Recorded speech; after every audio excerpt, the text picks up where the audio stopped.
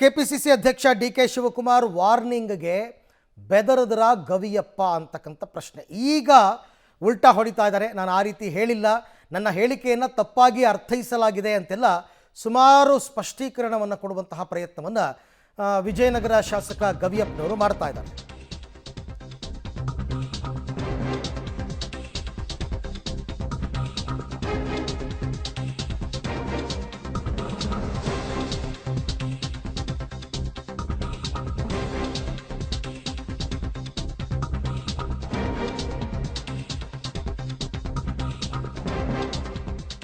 ಶಿಸ್ತು ಕ್ರಮದ ಎಚ್ಚರಿಕೆ ಬಳಿಕ ಗವಿಯಪ್ಪನವರು ಉಲ್ಟಾ ಹೊಡೆದಿದ್ದಾರೆ. ನನ್ನ ಹೇಳಿಕೆಯನ್ನು ತಪ್ಪಾಗಿ ಅರ್ಥೈಸಲಾಗಿದೆ, ಗ್ಯಾರಂಟಿಯಿಂದ ಅಭಿವೃದ್ಧಿ ಕಾರ್ಯಗಳು ಕುಂಠಿತ ಆಗಿಲ್ಲ, ಸಿಎಂ ಡಿಕೆ ಕರೆದರೆ ಉತ್ತರ ಕೊಡ್ತೀನಿ ಅಂತ ಶಾಸಕರು ಸ್ಪಷ್ಟನೆಯನ್ನು ಕೊಟ್ಟಿದ್ದಾರೆ. ಗ್ಯಾರಂಟಿ ಯೋಜನೆಗಳಿಂದಾಗಿ ಅಭಿವೃದ್ಧಿ ಕೆಲಸಗಳನ್ನ ಮಾಡಲಿಕ್ಕೆ ಸಾಧ್ಯ ಆಗ್ತಾ ಇಲ್ಲ. ಹೀಗಾಗಿ 2-3 ಗ್ಯಾರಂಟಿಗಳನ್ನು ನಿಲ್ಲಿಸಿದರೆ ಅಭಿವೃದ್ಧಿ ಕೆಲಸಗಳಿಗೆ ಅನುದಾನ ಬರುತ್ತೆ ಅನ್ನುವಂಥ ಅರ್ಥದಲ್ಲಿ ವಿಜಯನಗರ ಜಿಲ್ಲೆಯ ಹೊಸಪೇಟೆಯ ಕಾಂಗ್ರೆಸ್ ಶಾಸಕರಾಗಿದ್ದಂಥ HR ಗವಿಯಪ್ಪನವರು ನಿನ್ನೆ ಕಾರ್ಯಕ್ರಮವೊಂದರಲ್ಲಿ ಮಾತನಾಡಿದರು. ಹೀಗಾಗಿ ಈ ಒಂದು ವಿಚಾರ ಸಾಕಷ್ಟು ಚರ್ಚೆ ಕೂಡ ಆಗ್ತಾ ಇದೆ. ಅದ್ರ ಜೊತೆಗೆ ವಿರೋಧ ಪಕ್ಷದವರು ಸಹಿತ ಸಾಕಷ್ಟು ರೀತಿಯಿಂದ ಇದುವರೆಗೂ ನಾವು ಹೇಳ್ತಾ ಇದ್ವಿ ಅನುದಾನ ಇಲ್ಲ ಅಂತೇಳಿ, ಇದೀಗ ಆಡಳಿತ ಪಕ್ಷದ ಶಾಸಕರು ಹೇಳ್ತಾ ಇದ್ದಾರೆ ಅನ್ನುವಂಥ ರೀತಿಯಲ್ಲಿ ಸಾಕಷ್ಟು ಚರ್ಚೆಗಳು ಕೂಡ ನಡೀತಿದೆ. ಈ ವಿಚಾರಕ್ಕೆ ಸಂಬಂಧಪಟ್ಟಂತೆ ನಮ್ಮ ಜೊತೆಗೆ ಮಾತಾಡಲಿಕ್ಕೆ ಸ್ವತಃ ಕಾಂಗ್ರೆಸ್ ಶಾಸಕರಾಗಿರ್ತಕ್ಕಂಥ HR ಗವಿಯಪ್ಪನವರು ಇದ್ದಾರೆ. ಅವ್ರನ್ನ ಮಾತಾಡಿಸ್ತೋಗೋಣ. ಸರ್, ಈಗ ನಿನ್ನೆ ನೀವೊಂದು ಕಾರ್ಯಕ್ರಮದಲ್ಲಿ ಅಭಿವೃದ್ಧಿ ಕೆಲಸಗಳಿಗೆ ಅನುದಾನ ಬೇಕಂದ್ರೆ 2-3 ಗ್ಯಾರಂಟಿಗಳು ನಿಲ್ಲಿಸಬೇಕು ಅನ್ನುವಂಥ ಮಾತನ್ನು ಹೇಳಿದ್ರಿ ಸರ್. ಇಲ್ಲ, ಅಭಿವೃದ್ಧಿ ಕಾರ್ಯಕ್ರಮಗಳಿಗೆ ಇವಾಗ ಸಾಕಷ್ಟು ಅನುದಾನಗಳು ಇವಾಗ ನಮಗೆ ಒಂದು ಕಾರ್ಯಕ್ರಮ ಹೇಳ್ಬೇಕಂದ್ರೆ ಬಯಲದಗೆರೆಯಿಂದ ಚಿನ್ನಾಪೂರಿಗೆ ಒಂದು 7 ಕಿಲೋಮೀಟ್ರ್ ರೋಡ್ಗೆ ಒಂದು 20 ಕೋಟಿ ರೂಪಾಯಿ ಅನುದಾನ ಬಿಡುಗಡೆ ಮಾಡಿದ್ದಾರೆ ಸತೀಶ್ ಜಾರಕಿಹೊಳಿ ಸರ್. ಅದು ಸಂತೋಷವಾಗಿ ನಾವೆಲ್ಲರೂ ಅಲ್ಲಿ ರೈತರ ಮುಖಂಡರನ್ನ ಮತ್ತು ಹಳ್ಳಿ ಮಂದಿನ ಎಲ್ಲ ಕರ್ಕೊಂಡು ನಾವು ಆ ಕಾರ್ಯಕ್ರಮ ಮಾಡಿದ್ವಿ. ಮತ್ತು ಇನ್ನೊಂದು ಕಾರ್ಯಕ್ರಮ ನಮ್ಮ ಡಿ ಕೆ ಶಿವಕುಮಾರ್ ಸಾಹೇಬರು, ನಾನು 2 ತಿಂಗಳ ಹಿಂದ್ಗಡೆ ಸ್ವಲ್ಪ ಒಂದು ಕಾಮಗಾರಿ ADB ಇದರಲ್ಲಿ ನಿಂತೋಗಿತ್ತು, ಏಷ್ಯನ್ ಡೆವಲಪ್ಮೆಂಟ್ ಬ್ಯಾಂಕ್ ಇದರಲ್ಲಿ ನಿಂತೋಗಿತ್ತು. ನಾನು ರಿಕ್ವೆಸ್ಟ್ ಮಾಡಿಕೊಂಡ್ರಿಗಿನ ಅವರು ನನಗೊಂದು 7 ಕೋಟಿ ರೂಪಾಯಿ ರಿಲೀಸ್ ಮಾಡಿದ್ದಾರೆ. ಅದು ಆ ಕಾಮಗಾರಿ ಕೂಡ ಚಾಲನೆ ಕೊಡಲಿಕ್ಕೆ ನಾನು ಅದು ಹೋಗಿದ್ದೆ. ಹೋದವಾಗ ಯಥಾ ರೀತಿಯಲ್ಲಿ ಎಲ್ಲರೂ ಬರ್ತಾರಲ್ಲ, ಬಂದು ರೈತರು ಎಲ್ಲ ಬಂದುಬಿಟ್ಟು ಇಲ್ಲ ಸ್ವಲ್ಪ ಮನೆಗಳು ಕೂಡ ಮಾಡಿಕೊಡ್ರಿ ಒಳ್ಳೆಯದಾಗುತ್ತೆ. ನಾನು ಹೇಳಿದೆ ಇಲ್ಲ, ಆಗಲೇ ಗ್ಯಾರಂಟೀಸ್ ಎಲ್ಲ ಕೊಡ್ತಾ ಇದ್ದಾರೆ. ಹೋದ ವರ್ಷ ಸ್ವಲ್ಪ ಆಗಲೇ 40,000 ಮನೆಗಳು ಬಿಡುಗಡೆ ಮಾಡಿದ್ದಾರೆ ಸಿದ್ದರಾಮಯ್ಯ ಸಾಹೇಬರು.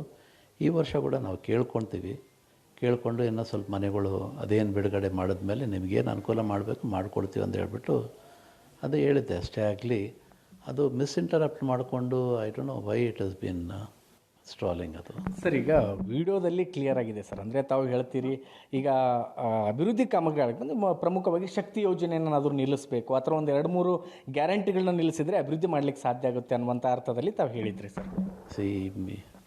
ಇವೆಲ್ಲ I don't know why it has been interrupted. It is my personal discussion. ಎಲ್ಲೋ ಒಂದು ಕಡೆ ನಾವು ಕಾರ್ನಲ್ಲಿ ಕೂತ್ಕೊಂಡು ಮಾತಾಡಿರೋದು. I don't know why it has been it has been ಮಿಸ್ಇಂಟರಪ್ಟೆಡ್.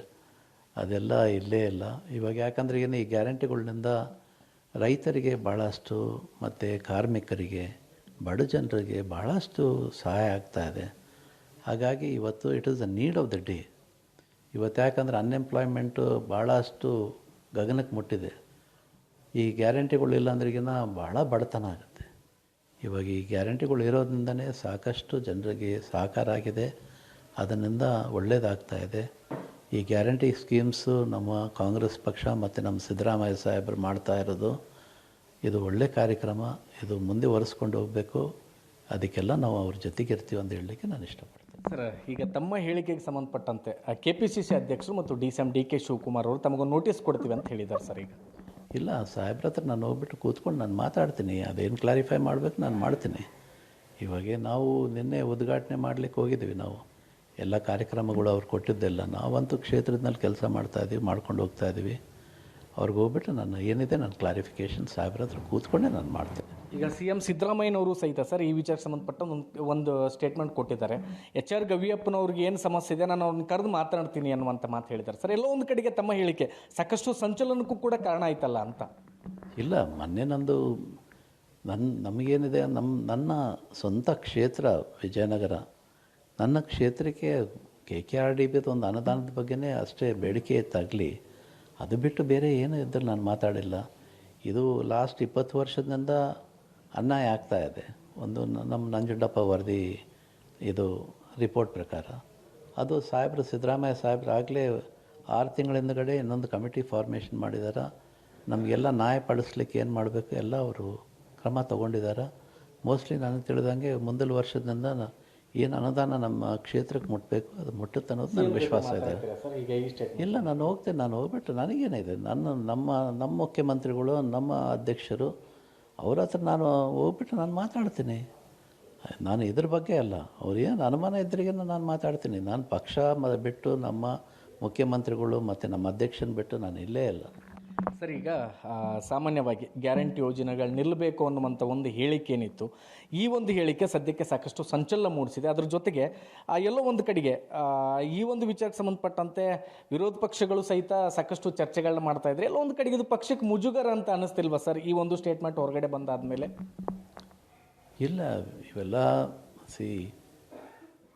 ಮಿಸ್ಇಂಟರಪ್ಟ್ ಮಾಡೋದು, ನಾವು ಮಾತಾಡೋದು ಅಲ್ಲಿ ವೇದಿಕೆ ಮೇಲೆ, ಅದು ಫಸ್ಟ್ ಆಫ್ ಆಲ್ ನಾನು ಹೇಳ್ತಾ ಇದ್ದೆ ನಮ್ಮವ್ರಿಗೆ ಅಲ್ಲಿ ಸ್ಟೇಜು ಮೈಕು ಇವೆಲ್ಲ ಹೇಳಬಾರ್ದು. ಏನಿದೆ ನಾವು ಉದ್ಘಾಟನೆ ಮಾಡ್ಕೊಂಡು ನಾವು ಮುಂದೆ ಹೋಗ್ತಿರ್ಬೇಕು ಅಷ್ಟೇ. ಭೂಮಿ ಪೂಜೆ ಮಾಡ್ಕೊಂಡು ಹೋಗ್ತಿರ್ಬೇಕು. ಕೆಲಸ ಕಾಮಗಾರಿ ಆದಮೇಲೆ ಯಾರು ಸಚಿವರು ಇದಾರ ಅವ್ರನ್ನ ಕರೆಸ್ಬಿಟ್ಟು ಅವ್ರ ಕೈಯಿಂದ ನಾವು ಉದ್ಘಾಟನೆ ಮಾಡಿಸ್ಬೇಕಾಗಿದೆ. ಅಂದರೆ ಸರ್ ಈಗ ಬಹಿರಂಗವಾಗಿ ಗ್ಯಾರಂಟಿಗಳು ಬೇಕು ಅಂತ ಹೇಳ್ತಾ ಇದ್ರು ಸರ್, ಎಲ್ಲೋ ಒಂದು ಕಡೆಗೆ ಗವಿಯಪ್ಪನವ್ರಿಗೆ ಗ್ಯಾರಂಟಿಗಳಿಂದ ಅಭಿವೃದ್ಧಿ ಆಗ್ತಾ ಇಲ್ಲ ಅನ್ನುವಂಥದ್ದು ಆಂತರಿಕವಾಗಿ ಇರಬಹುದಾ ಸರ್ ಆ ವಿಚಾರ? ಇಲ್ಲ, ಇಲ್ಲೇ ಇಲ್ಲ. ಗ್ಯಾರಂಟಿಗಳಿಂದ ಭಾಳಷ್ಟು ಸಹಕಾರ ಆಗಿದೆ. ಯಾಕಂದರೆ ಒಂದು ಕುಟುಂಬಕ್ಕೆ, ರೈತ ಕುಟುಂಬಕ್ಕೆ 2,000-2,500ಕ್ಕಿಂತ ಹೆಚ್ಚು ಆದಾಯ ಇಲ್ಲ ತಿಂಗಳಿಗೆ. ಪ್ಲಸ್ ಇದು ನಮ್ಮ ಗ್ಯಾರಂಟಿಗಳಿಂದ ಒಂದು 2,000 ರೂಪಾಯಿ ಏನು ಮುಟ್ತಾ ಇದೆ, ಮತ್ತು ಕರೆಂಟ್ ಬಿಲ್ ಏನೋ ಸೇವಿಂಗ್ ಆಗ್ತಾಯಿದೆ. ಪ್ಲಸ್ಸು 5 kgನಿಂದ 10 kg ಏನು ಸಿದ್ದರಾಮಯ್ಯ ಸಾಹೇಬರು ಕೊಡ್ತಾಯಿದ್ದಾರೆ ಅದು. ಇವೆಲ್ಲ ಇವಾಗ ಬಸ್ ವಿಚಾರ ತಗೊಳ್ರಿ, ಭಾಳಷ್ಟು ಇವಾಗ ಇಲ್ಲಿ ನಮ್ಮ ಹೆಣ್ಮಕ್ಳೇ ಇಲ್ಲಿ ಹೊಸಪೇಟೆಯಿಂದ ಕೊಪ್ಪಳಕ್ಕೆ ಹೋಗ್ಬಿಟ್ಟು ಬೆಳಿಗ್ಗೆ ಬಸ್ನಲ್ಲಿ ಹೋಗಿ ಒಂದು 100 ರೂಪಾಯಿ ಹೆಚ್ಚು ದುಡ್ಕೊಂಡು ಮತ್ತೆ ವಾಪಸ್ ಹೊಸಪೇಟೆಗೆ ಬರ್ತಾಯಿದ್ದಾರೆ. ಹೀಗೆಲ್ಲ ಅವರಿಗೆ ಹೋಗಲಿಕ್ಕೆ ಬರಲಿಕ್ಕೆ ಅವ್ರ ಆದಾಯ ಅಟ್ಲೀಸ್ಟು ತಿಂಗಳಿಗೆ ಒಂದು 2,000 ರೂಪಾಯಿ ಅದರಿಂದ ಬೆನಿಫಿಟ್ ಆಗ್ತಾಯಿದೆ ಫ್ರೀ ಟ್ರಾವೆಲ್ನಿಂದ.